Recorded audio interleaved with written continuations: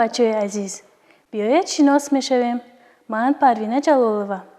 هر هفته ما و شما در برنامه 7 رنگ وا میخوریم و یک جای رسم کشی میکنیم. شما راضی؟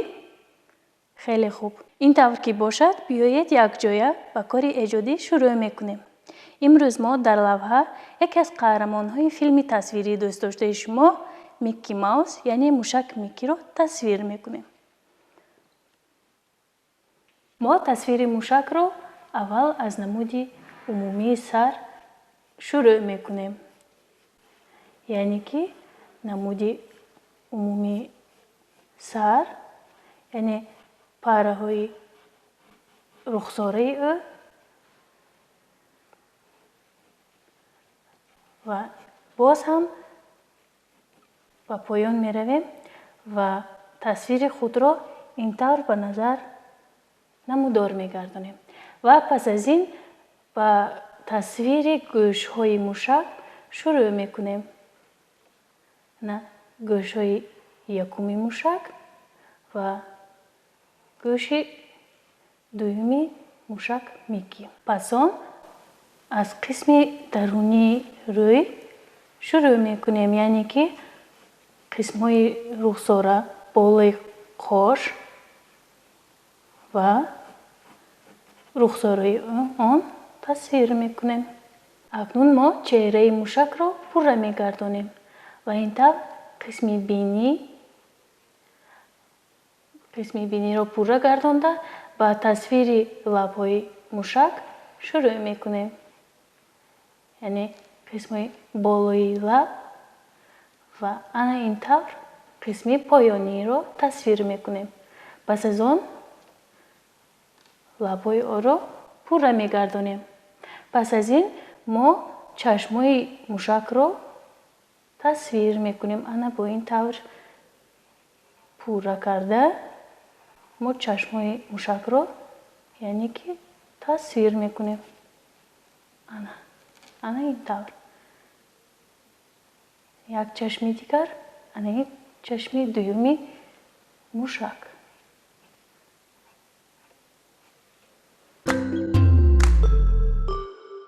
بچه‌های عزیز، همین طور ما تصویر موشک میکی را دوام میدهیم. ما کتف موشک را تصویر میکنیم انا این طور و پس از آن با تصویر آستین های جامچه میکی شروع میکنیم. همین طور پس از این ما یک بار پنجه های میکی را تصویر میکنیم. انا با این طور یکم پنجه، انا دویم پنجه و سوم پنجه. پس از این ما گریبان لباس میکی را تصویر میکنیم. انا این طور قسم دومی جامچه و پس از این قسم لباس او را پوره میکنیم. ما قسم دومی جامچه میکی را نشان میدهیم. انا این طور. پس از این ما تصویر پاچه های میکی شروع میکنیم. ما تصویرمان را دوام میدهیم و حاضر باشد پایافزا و موزچه های خوردکک و زیبای میکی را نشان میدهیم. یعنی که با انا این طرز یکم موزچه موشک انا این طور و قسم پایانی موزچه و دویم موزچه موشک را انا با این طرز نشان میدهیم. اکنون بیایید بچه‌های عزیز دست چپ موشک را تصویر میکنیم و در دست او یک چتر را نشان میدهیم که او در زیر باران سیر و گشت میکند. ما کارمان را دوام میدهیم و دست چپ موشک را تصویر میکنیم. یعنی یکم پنجه، دوم پنجه او و پنجه آخر او را به طرف بالا مایل میکنیم. بعد دسته چتر را با این طور کجک تصویر میکنیم. ما بالا پشت چتر را تصویر کرده یک و یک بار کنجهای آن را نیز نشان میدهیم. یعنی با این طرز боло пӯши чатрро низ пурра мекунем. болои чатрро пурра карда дастачаи онро низ то охир нишон медиҳем. акнун бачаҳои азиз, биёед муҳити гирду атрофи мушакро пурра месозем. мо муҳити гирду атрофи мушакро бо сабзаву буттаву дарахтон пурра месозем. ана ҳозир бошад майсазорро тасвир карда дар гирду атрофи он ана ин тавр буттаҳоро тасвир мекунем. ана аз ин тараф бо ҳамин тарз буттаҳоро тасвир мекунем. ҳозир бошад дар муҳити дуюми мушак, яъне ки буттаҳоро тасвир мекунем. ана ин тавр. ана ин тавр ба тарзи калон хурд буттаҳои гирду атрофи тасвирамонро пурра месозем. ана бачаҳои азиз, мо тасвири мушакро бо истифода аз қалами оддӣ ба охир расонидем ва ҳоло бошад ба рангубори он шурӯъ мекунем. барои рангубори мушак бошад бо истифода аз мӯйқалами дилхоҳ рангомро тайёр карда, ана ин хел мӯйқаламонро кар карда ранги сиёҳро интихоб мекунем. ранги сиёҳро ана ин тавр тайёр карда ба рангубори мушак шурӯъ мекунем. ана мо рангуборро аз гӯшҳои мушак шурӯъ карда то гӯшҳои дуюмаш давом медиҳем. ана бо ин таври маҳин рангҳоро омехта карда рангро пурра мекунем. ана ин тавр гирду атрофи рӯи мушакро бо таври нозуку маҳин пурра карда мо ранги тозаро гирифта ба рангуборамон идома медиҳем. мо бинии мушакро ранг карда ҳоло бошад ба даруни чашмони мушак мегузарем. ана ҳамин тавр бо ҳамин мӯйқалам ва бо ҳамин ранг даруни яъне даҳони мушакро бо ҳамин ранг пурра месозем. ана ҳамин тавр. акнун барои рангубори мушак мо ранги сурхро интихоб мекунем. ана мо ранги сурхро дар болои шиша омода мекунем. ана бо ҳамин тавр ранги сурхи мо ҳам омода шуд. мо бо ранги сурх ҳозир забони мушакро рангубор мекунем. забони мушакро пурра карда мегузарем ба гиребони либосҳои мушак. ана ин тавр бо таври нозуку маҳин гиребони либоси мушак микиро пурра месозем.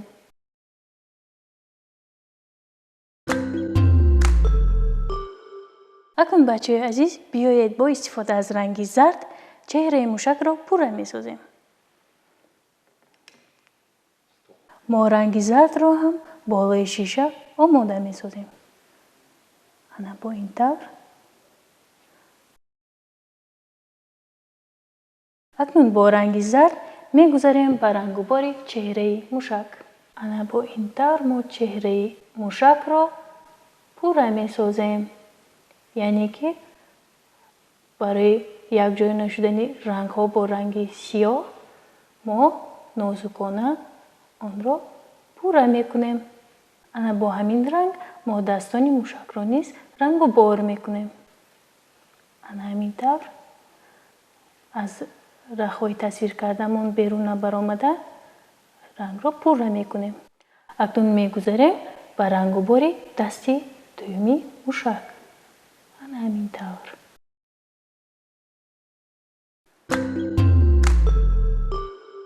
акнун шурӯъ мекунем ба рангубори либоси мушак. барои рангубори либос мо аз ранги кабуд истифода мебарем. ана ранги кабуд ҳам дар рӯи шиша омода шуд. ана рангубори либоси мушакро сар кардем. ана ҳамин хел эҳтиёт шуда мо либоси мушакро рангубор мекунем. میگذاریم به قسم دیگری لباس. انا همین طور پوره میسازیم. بچه عزیز بیایید شیمچه موشک را با رنگ جگری آرام میدهیم.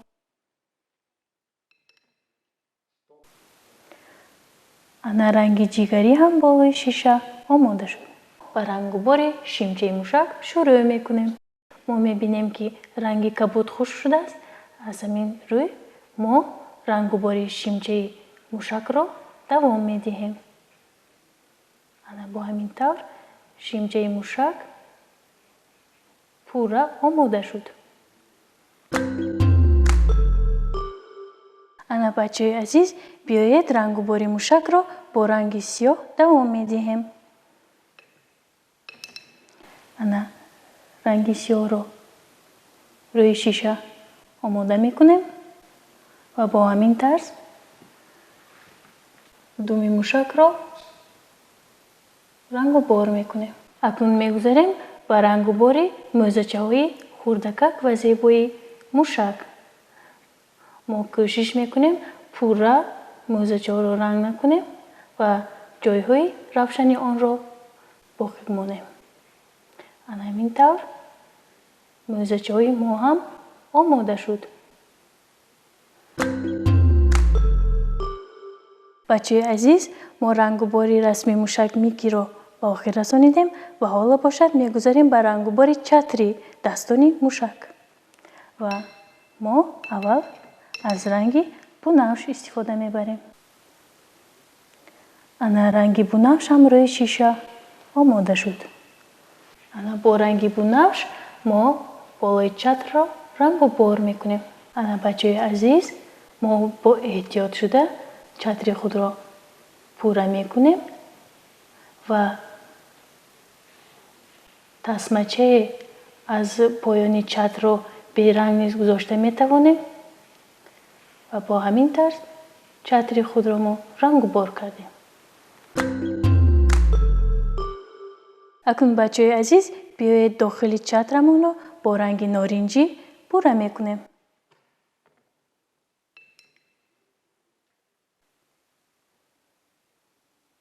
انا رنگ نارنجی هم روی شیشه آماده شد. انا بچه عزیز رنگ بنفش هم خشک شد. ما میگذاریم به رنگ و بار داخل چتر با استفاده از رنگ نارنجی. انا همین طور از رخهای تصویر کرده ما بیرون برآمده ما رنگ نارنجی رو استفاده میبریم و داخل چترمان رو با این رنگ پوره میکنیم.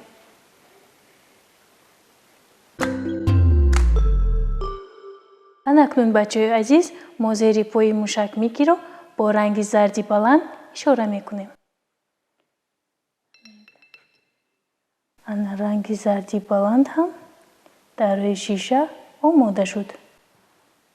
اکنون با رنگ زردی بلند شروع میکنیم رنگ و بار لوحه.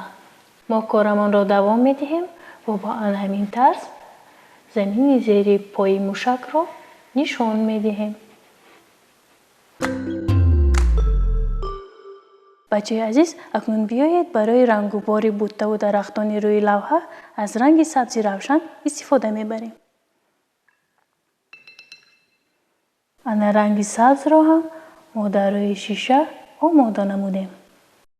رنگ و بار بوته و درختان را از طرف راستی موشک شروع میکنیم. ما کارمان را دوام میدهیم و میگذاریم به طرف چپی موشک. با این طور رنگ سبز را ما مهین رنگ و بار میکنیم.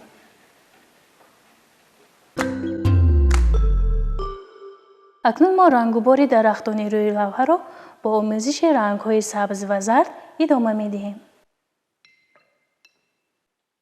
ما رنگ سبز را گرفتیم و حالا باشد با آن رنگ زرد را آمیخته میکنیم. با این رنگ ما درختان روی لوحه را رنگ و بار میکنیم.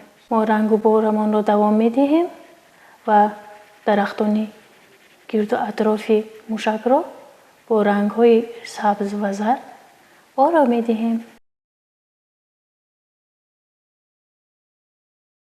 اکنون بچه عزیز ما رنگ و بار درختان روی لوحه را از طرف دیگری موشک شروع میکنیم. رنگ سبز را گرفته ما درختان گرد و اطراف را پوره میسازیم. ما سراسیمه نشده کارمان را دوام میدهیم و همین گونه نازکانه درختان گرد و اطراف را اشاره میکنیم. همین گونه رسممان را با استفاده از رنگ های زرد و سبز پوره میسازیم. ما رنگ و بار درختان را به آخر رسانیدیم. بیایید بچه عزیز با همین رنگ مایسه های زیر پای موشک را پوره میکنیم. ما کارمان را دوام میدهیم و با همین طرز مایسه های زیر پای موشک را تصویر میکنیم.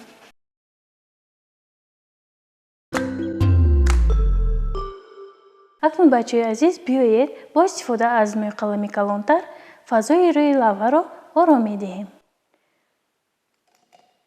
برای این ما از رنگ کبوت پست نفیستر استفاده میبریم. ما رنگ کبوت را نفیستر تیار میکنیم. با این رنگ ما فضای لوحه را آرامی دهیم. ما رنگ بارمان را دوام میدهیم و فضا را با همین رنگ با آخر میرسونیم. بچه عزیز ما تصویر و رنگ و بار لوحه را پوره به آخر رسانیدیم. ما با استفاده از رنگ های آبی روی لوحه رسم موشک میکی را تصویر نمودیم. بچه عزیز با همین نمایش امروزی ما به آخر رسید. خیر شاد باشید.